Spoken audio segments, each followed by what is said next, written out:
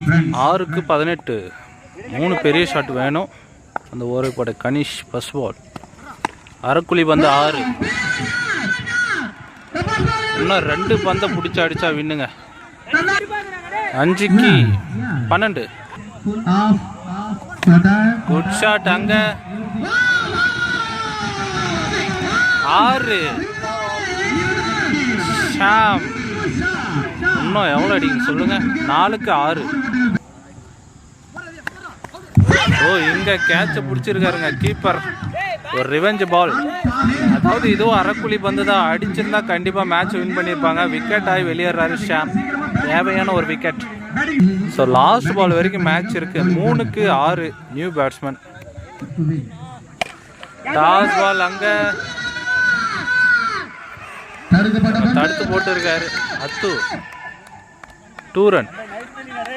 2க்கு 4. ஸோ இந்த பால் மேட்ச் பால். பெரிய சுத்து டாட்.